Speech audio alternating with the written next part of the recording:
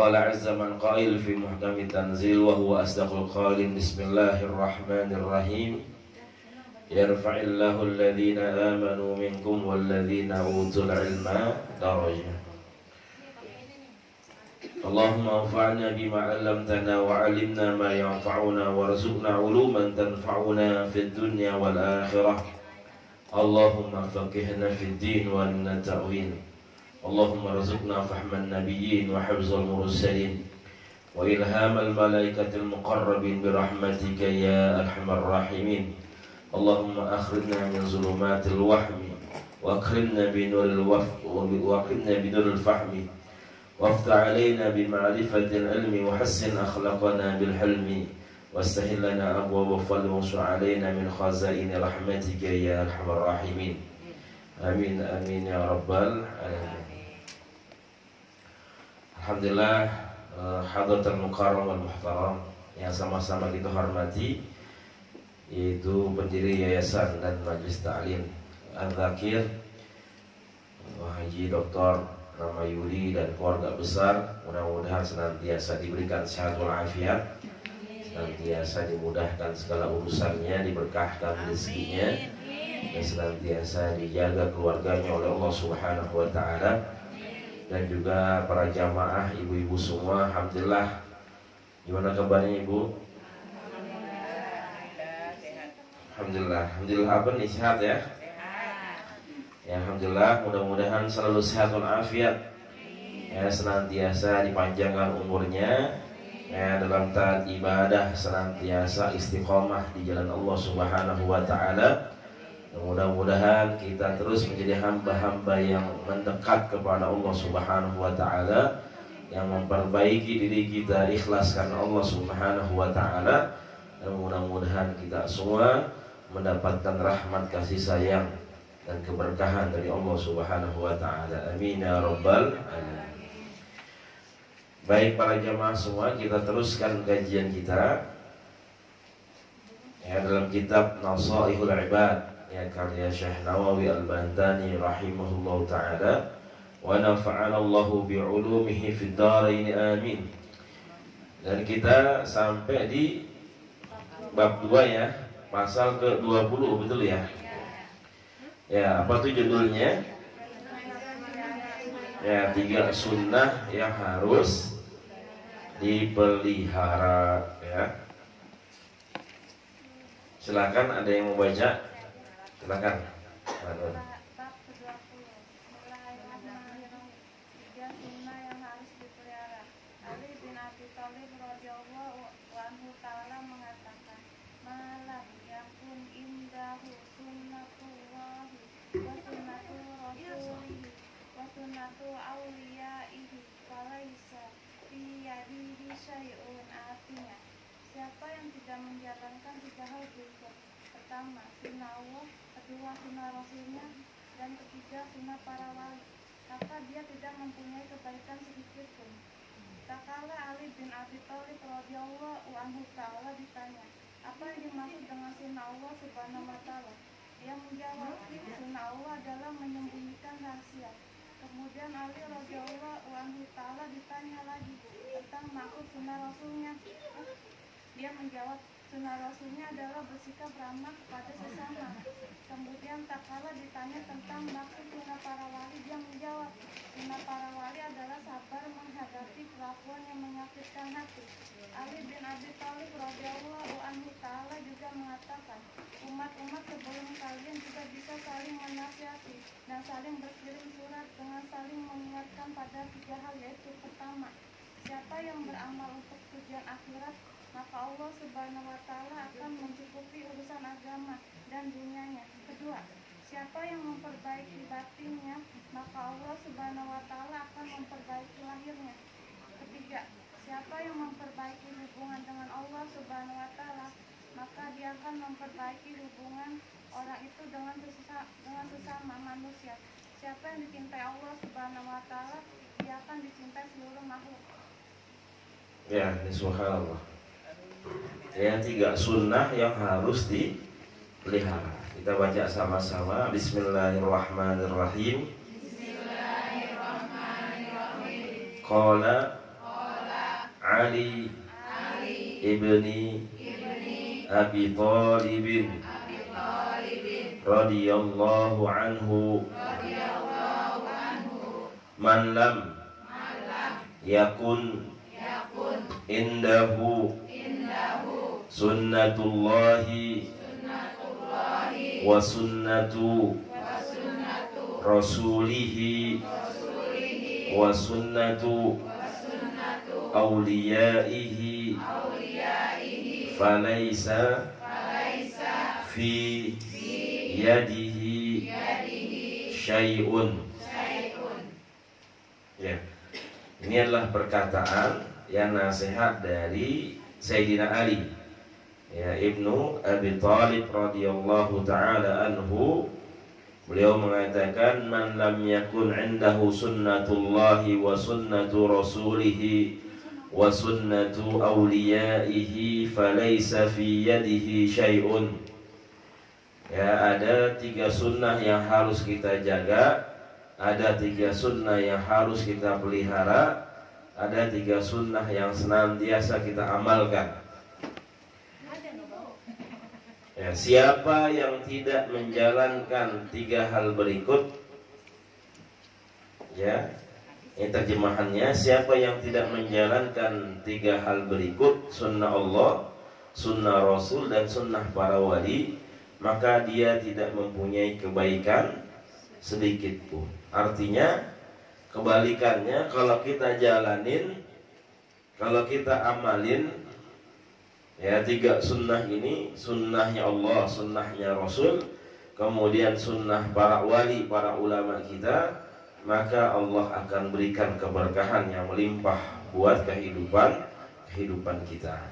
Ya, jadi sunnah, ya, ada 3 macam sunnah, ada 3 kategori sunnah di sini. Sunnah Allah dan sunnah Rasul, kemudian sunnah para wali atau para ulama.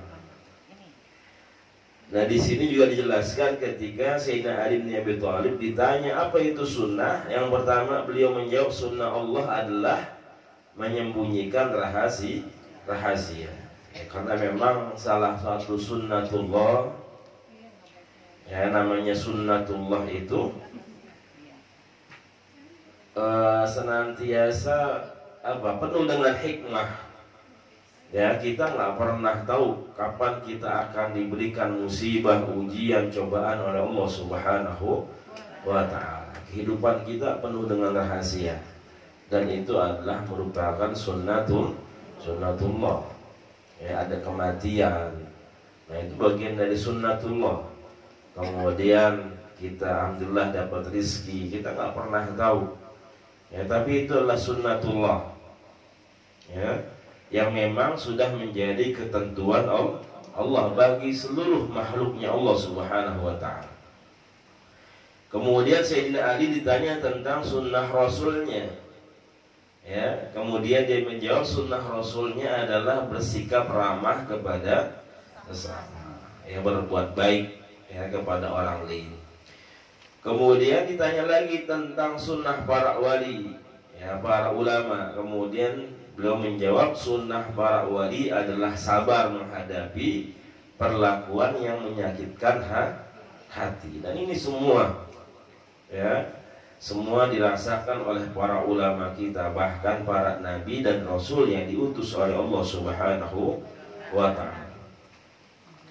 Kemudian Sayyidina Ali mengatakan bahwasanya umat-umat terdahulu saling menasehati, ya, saling mengingatkan dalam 3 hal. Yang pertama, siapa yang beramal untuk tujuan akhirat, maka Allah akan mencukupi urusan agama dan dunianya, ya. Jadi kalau kita beramal tujuannya akhirat, insya Allah yang namanya dunia mah gampang dicukupkan oleh Allah Subhanahu wa ta'ala, ya. Yang penting, ya, orientasi tujuan kita adalah akhirat tanpa meninggalkan dunia. Kita pakai dunia, kita gunakan dunia secukupnya. Jangan berlebih-lebihan, jangan gulu, ya, jangan berlebih-lebihan. Kemudian insya Allah nanti ketika kita kejar akhirat, perbaikin akhirat kita, yang namanya dunia akan mengikuti. Itu mudah semuanya bagi Allah Subhanahu wa taala. Ya. Yang kedua, siapa yang memperbaiki batinnya, maka Allah akan memperbaiki lahirnya. Ya. Maka yang harus diperbaiki adalah batin kita dulu, hati. Ya, hati, pikiran. Ya, jangan suuzon sama orang. Ya, jangan suka jelek-jelekin orang, jangan suka berprasangka buruk kepada orang. Batinnya, hatinya, gimana bisa lemah lembut sama orang. Ya, bisa kasihan, merasakan. Ya, coba kita di posisi dia. Ya, bisa nggak kita ngerasain ya apa yang dia rasain? Ya, jangan kita bisanya komentar doang. Ya, jangan kita bisanya ngomong doang. Nah, itu kita perbaikin tuh hati kita, maka insya Allah yang namanya zahir ya nanti akan ngikut. Ya, bagaimana hadis Rasulullah SAW yang sering kita dengar, ya, yang sering kita bacakan. Ya, Rasulullah mengatakan, ala inna fil jasadi mudghah. Di dalam diri kita ada segumpal darah. Ya.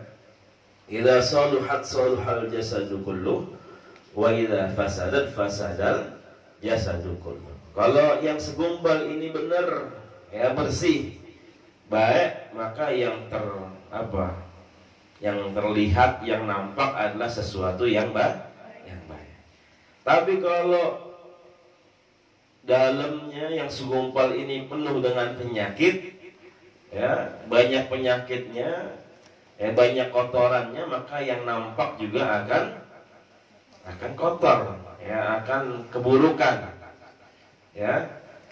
Jadi penampakan itu adalah tanda bagaimana isi atau dalam hatinya. Kalau ada orang suka judes sama orang, ya, tahu Bu judes?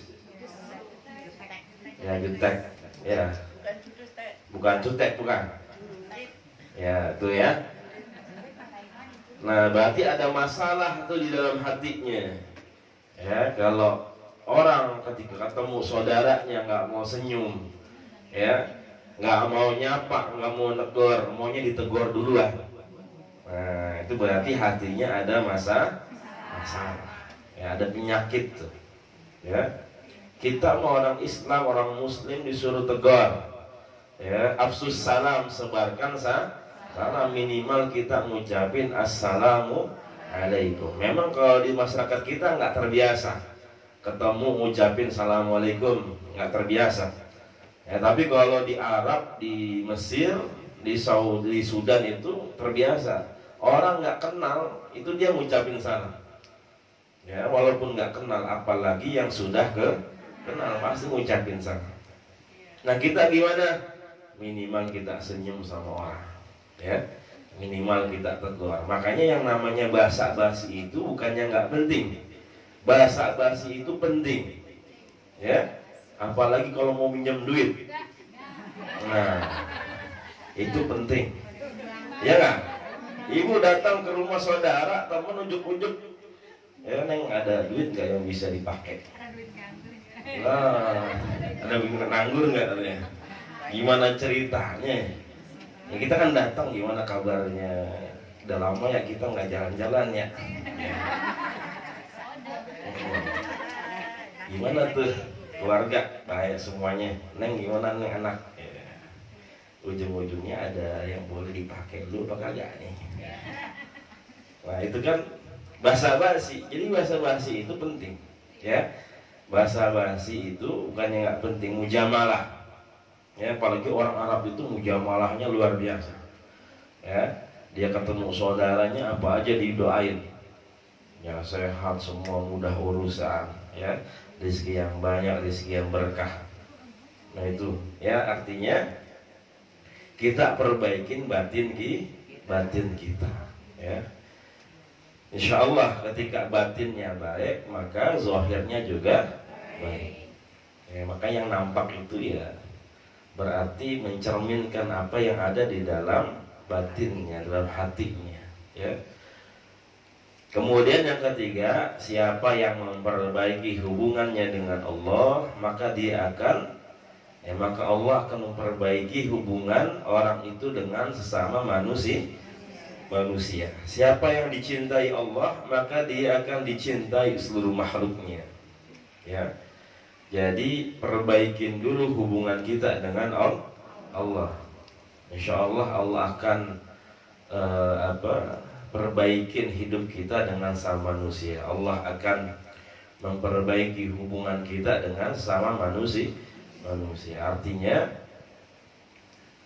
yang sering kita pelajari, ada hablum minallah, ada hablum minan nas. Memang yang pertama adalah bagaimana kita bisa memperbaiki hubungan kita dengan Allah.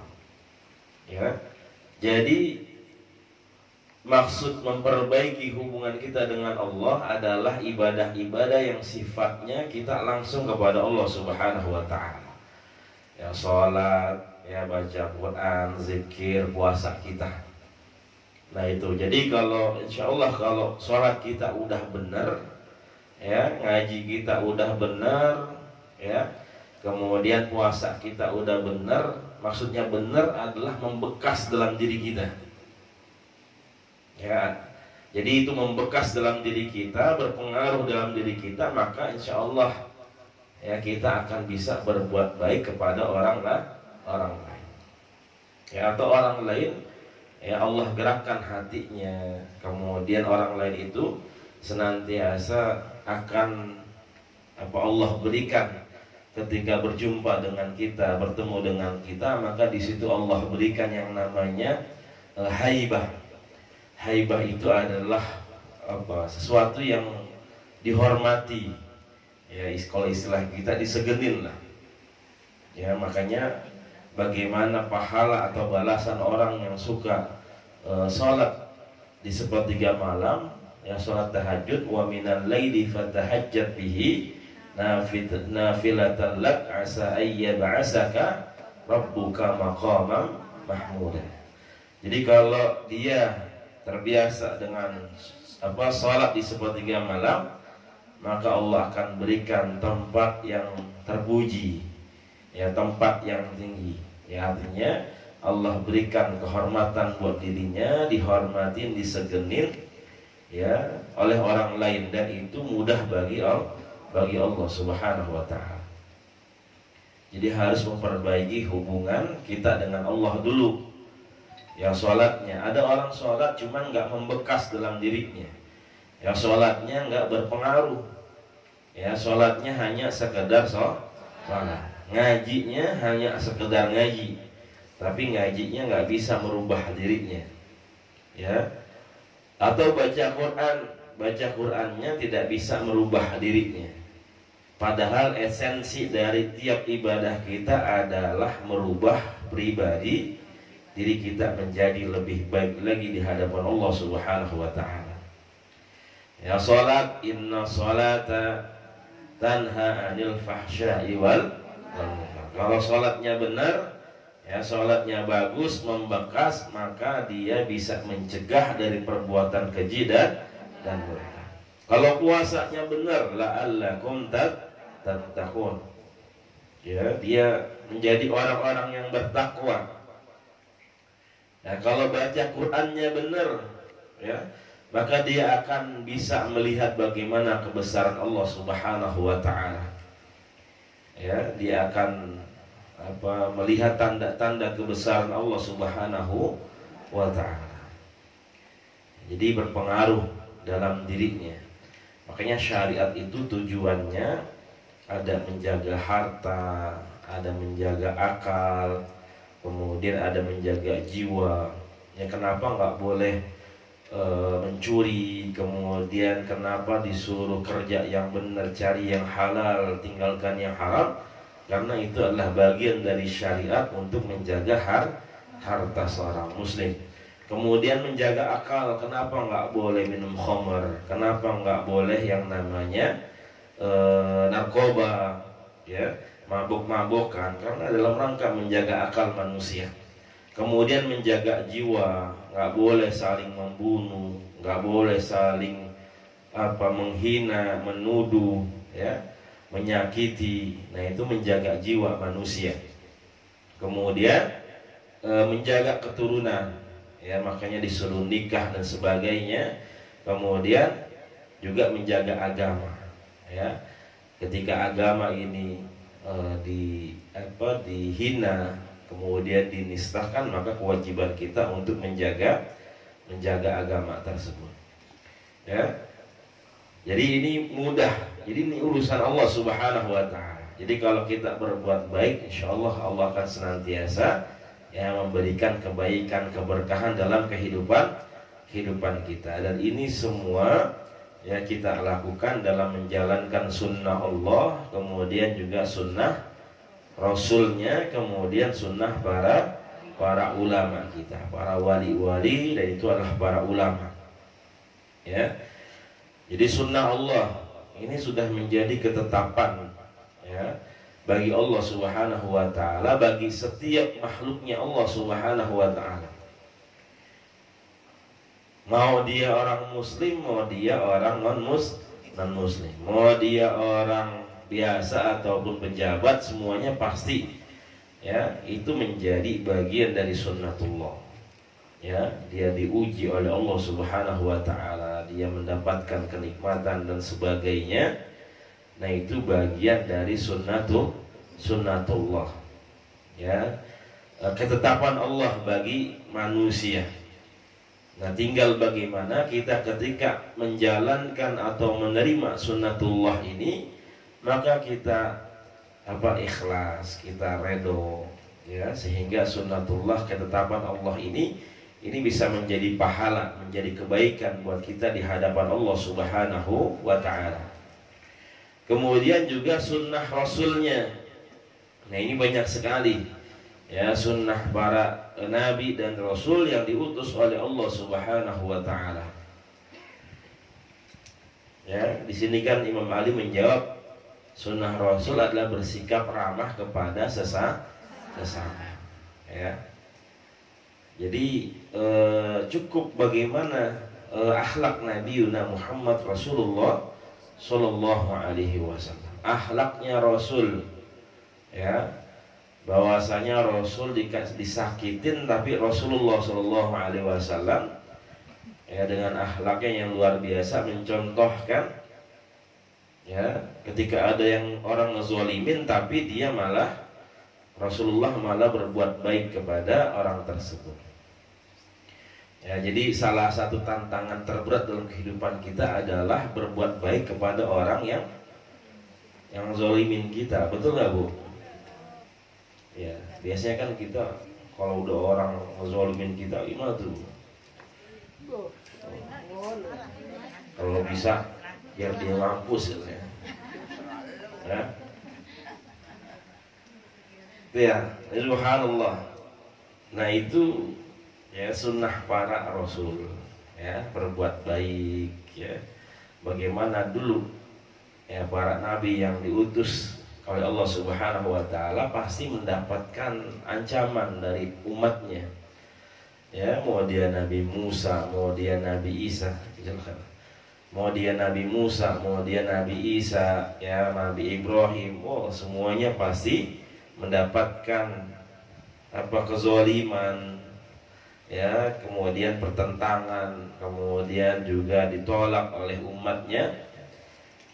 Tapi bagaimana para nabi dan rasul yang diutus oleh Allah Subhanahu wa ta'ala mengajarkan kepada kita semua untuk berbuat baik, ya, kepada sesama. Apalagi nabi kita Nabi Muhammad Sallallahu Alaihi Wasallam, ya, bukan orang lain tapi masih keluarganya beliau, ya, pamannya, ya, omnya, encangnya, yang dia kenal, yang dulu baik sama dia, ya, dulu baik sama dia sebelum Rasulullah menjadi nabi, ya, baik. Yang Abu Jahal, Abu Lahab itu baik dulu sama Nabi Muhammad Sallallahu Alaihi Wasallam.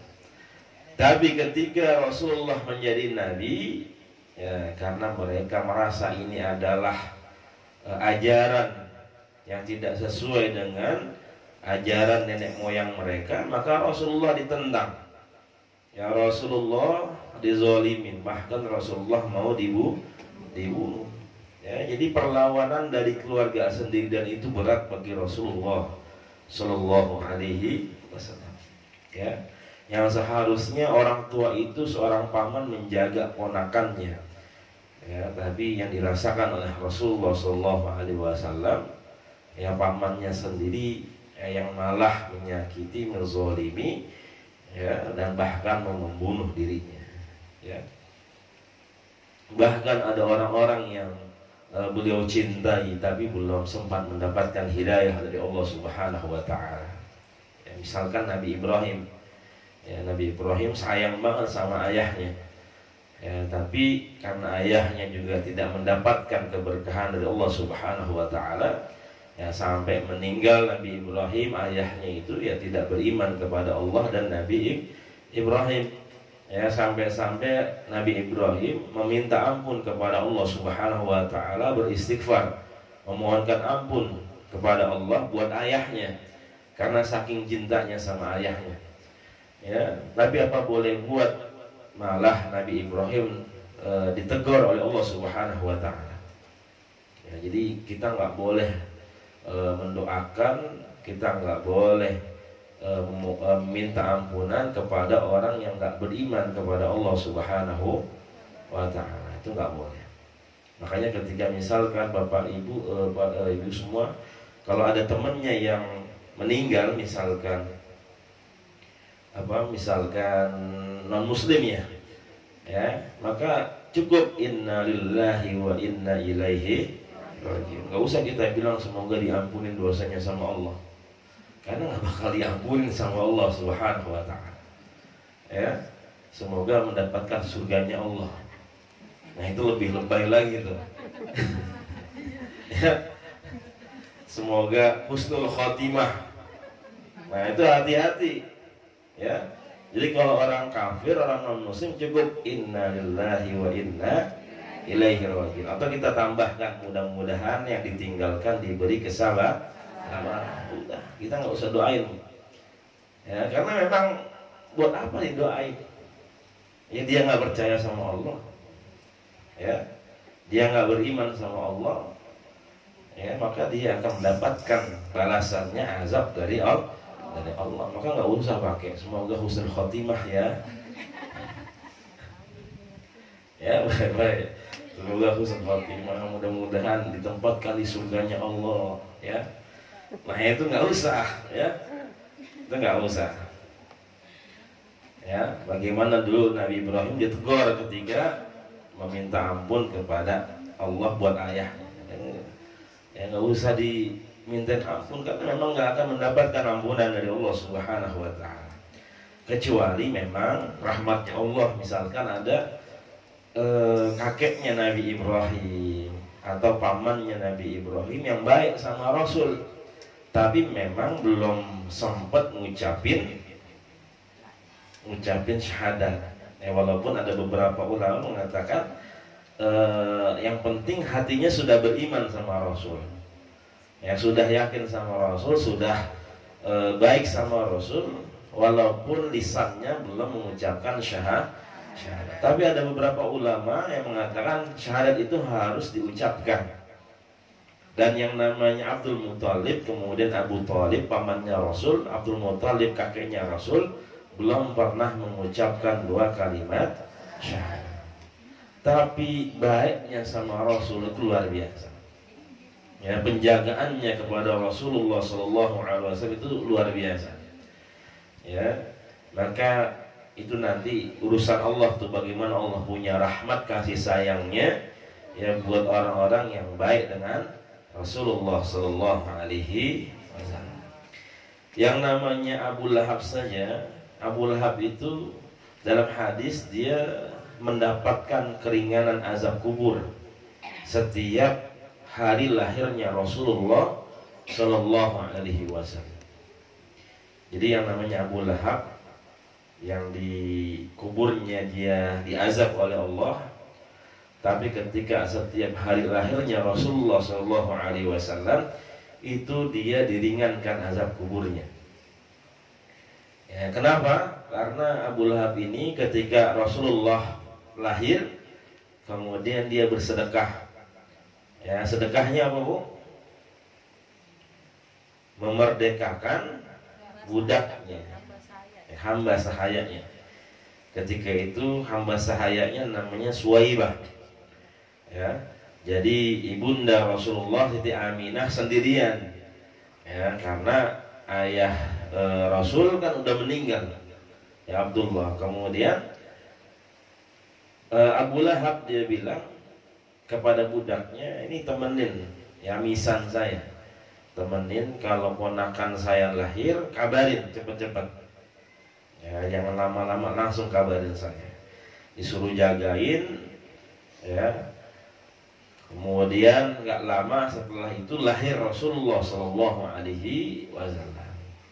Kata Abu Lahab tadi mesen kepada Suwaibah, kalau misalkan yang lahir laki-laki kabarin, ya kasih kabar kepadaku. Tapi kalau yang lahir perempuan udah nggak usah dikabarin, langsung dikubur aja hidup-hidup.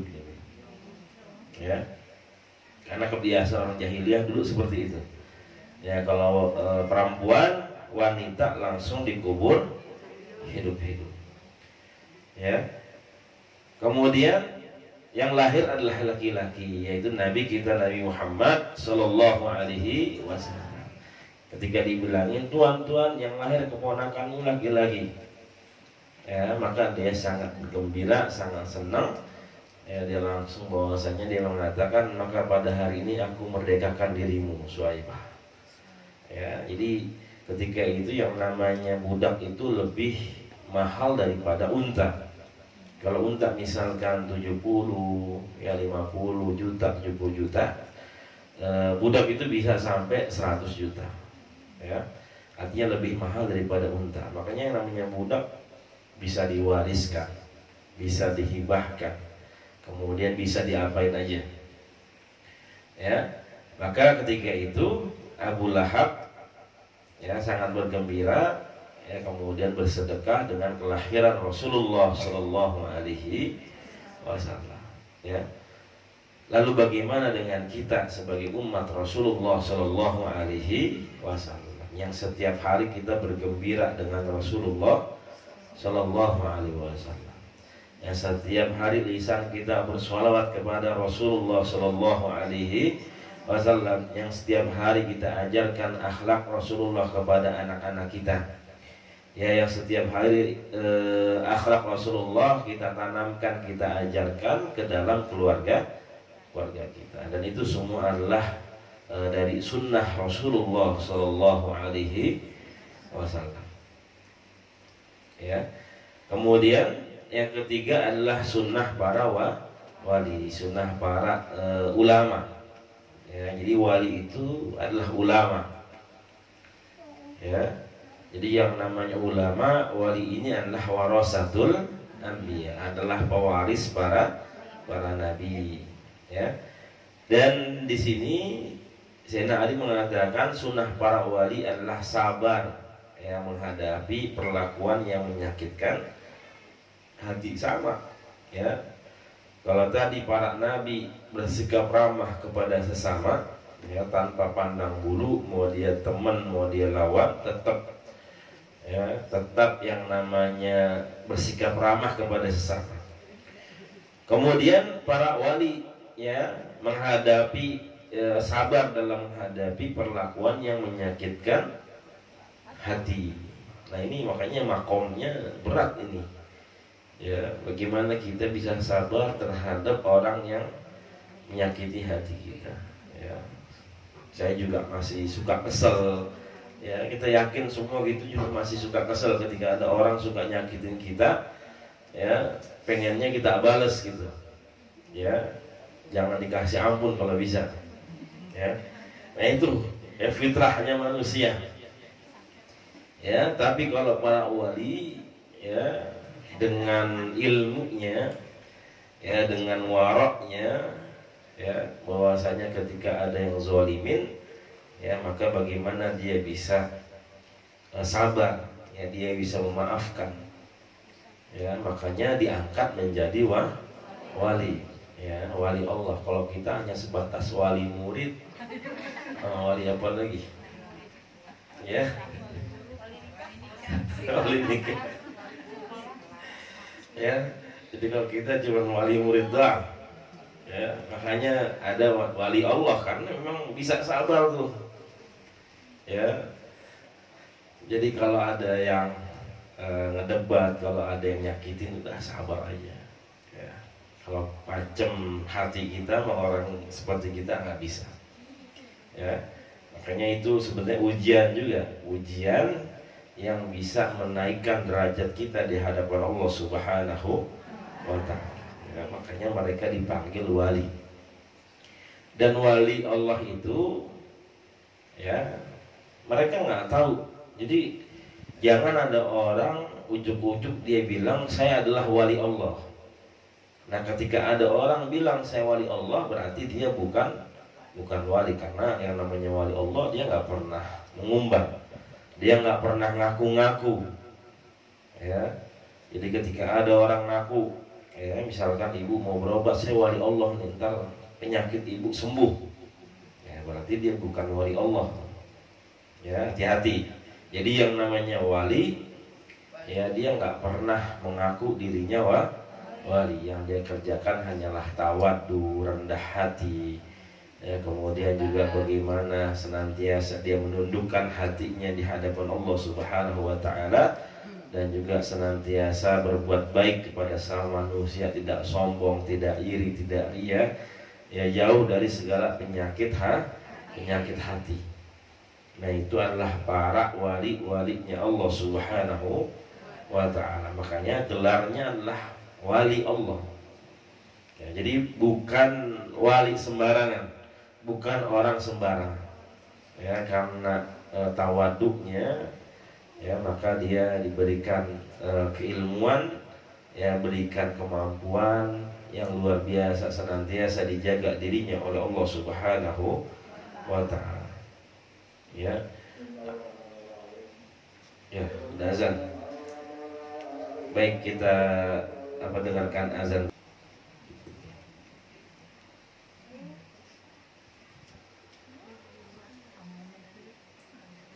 Alhamdulillah. Baik ibu, ya, itu ya. Jadi mudah-mudahan bisa kita jaga, ya, sunnah-sunnah Allah Subhanahu wa Ta'ala, kemudian juga sunnah para nabi dan para wali, para ulama yang Allah Subhanahu wa Ta'ala, ya, dalam mengajarkan kepada kita kebaikan, ya, ketaatan, ya, agar senantiasa kita dekat dengan Allah Subhanahu wa Ta'ala. Oke, jangan sampai hati kita itu seuzon sama para ulama. Ya, jangan sampai hati kita, ya, prasangka yang buruk kepada para ulama, benci sama ulama, jangan. Jadi ulama-ulama yang sikoh, ulama-ulama yang benar kita ikutin. Ya, kalau ulama-ulama yang udah tinggalin aja. Yang penting kita tahu bahwasanya memang dia ulama yang ya, ulama yang buruk. Ya, siapa ulama yang ulama yang buruk itu dia menjual agama untuk kepentingan dunia. Ya, menjual ayat, ya, hanya dengan rupiah ataupun yang lainnya, atau mereka yang dekat dengan kekuasaan, ya, artinya dekat dengan kekuasaan, dia menghalalkan, dia mendukung segala kemaksiatan jika penguasa itu yang menetapkan suatu kemaksiatan. Ya, jadi ulama itu bukan hanya saja mereka yang jangan diartikan mereka yang bertengger, mereka yang bertempat, ya, di lingkaran kekuasaan, enggak. Tapi kalau misalkan ulama itu dia ada di lingkaran penguasa, tapi dia tegas, ya, dia berani ketika ada kezaliman, ya, dia menasehati, dia bilangin, berarti itu bukan ulama ya, ulama yang benar. Nah, ulama dia ada di pusat pemerintahan, cuman dia membiarkan, ya, kemaksiatan. Nah, itu ulama Begitu juga ketika ada orang misalkan jauh, ya, misalkan dia tidak dekat dengan tempat penguasa, ya tidak dekat dengan lingkaran penguasa. Tapi ini orang walaupun jauh, dia suka dukung. Misalkan ketika penguasa membolehkan LGBT, ya, Homer dan sebagainya, maka ini ulama dia bilang, oh silahkan LGBT, silahkan Homer, silahkan. Nah itu walaupun dia tidak terdapat di lingkaran penguasa, tapi dia jauh dan juga dia mendukung kemaksiatan, juga itu adalah namanya ulama sunnah, ya. Jadi seperti itu. Jadi mudah-mudahan ya, senantiasa kita bisa mengamalkan ya sunnah-sunnahnya Allah, sunnah Rasul, dan sunnah para wali, ya para ulama-ulama kita. Amin ya rabbal alamin. Wallahu a'lam bishawab. Mungkin ibu semua yang dia tanyakan.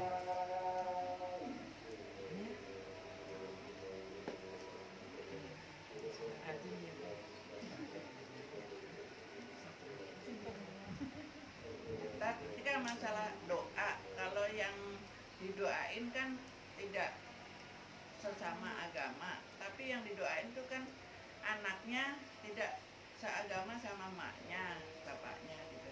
Tapi anaknya berdoa gitu, semoga orang tua saya, gimana itu, nyambung nggak tadi? Iya. Anak sama bapak dan agama. Iya. Jadi sama. Jadi walaupun jadi dalam Islam itu hubungan keimanan itu lebih mulia, lebih tinggi daripada hubungan nasab. Ya. Makanya ketika ada orang nggak beriman, ya tapi dia ada hubungan anak sama bapak, ya maka itu nggak boleh diwariskan, nggak boleh mewariskan harta dan tidak boleh diwariskan hartanya ketika dia punya harta. Ya, karena tertolak dengan adanya beda agama. Ya, jadi nggak bisa mewariskan. Sama tadi ketika ada ayah anak atau ibu anak yang beda agama, ya maka sama aja nggak bisa. Ya walaupun anaknya doain, misalkan anaknya muslim doain ibunya, itu nggak bisa. waris harta juga nggak boleh kan? Nggak boleh. Jadi antara orang muslim dengan orang kafir itu nggak boleh saling mewariskan. Ya maka ketika misalkan ada anaknya muslim, orang tuanya nggak muslim, nggak boleh itu dia menerima harta warisan. Begitu juga misalkan anaknya kafir atau orang tuanya muslim, juga nggak bisa mewariskan. Nah itu berlaku dalam hukum waris, ya karena tertolak dengan adanya beda agama. Lagi-lagi yang namanya hubungan keimanan jauh lebih mulia daripada hubungan nasab. Ya, Allahu a'lam bishawab. Terima kasih. Ya, Ibu. Ada lagi? Ya. Kalau seseorang kan sakit hati tapi memaafkan tapi tidak bisa melupakan gitu Pak Ustaz. Nah itu termasuk tidak bisa gagal memperbaiki batinnya apa gimana Pak Ustaz? Termasuk gagal memperbaiki batinnya. Iya. Kan harus kan dia kan sakit hati sama seseorang. Dia maafin tapi nggak bisa melupakan. Nah yang melupakannya ini apa dia termasuk gagal memperbaiki batinnya? Saya dia maafin tapi nggak bisa melupain. Nah itu berarti lo maafin. Apa gagal? Ya. Nah itu berarti dia belum maafin. Ya. Yang namanya maafin, dia maafin kemudian dilupain, udah biarlah. Yang berlalu sudah. Ya. Kalau dia masih ingat ya berarti dia belum ikhlas. Nah, belum ikhlas, ya. Bertemu supaya ketemu lagi nggak masalah. Soalnya untuk mengingat dalam kontak lagi. Nggak masalah. Ya.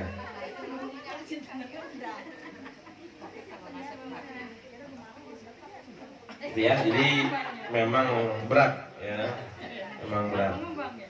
Ya makanya para nabi, para rasul bisa diangkat menjadi nabi, ya. Kemudian para wali diangkat menjadi wali ya, karena ya akhlaknya yang luar biasa.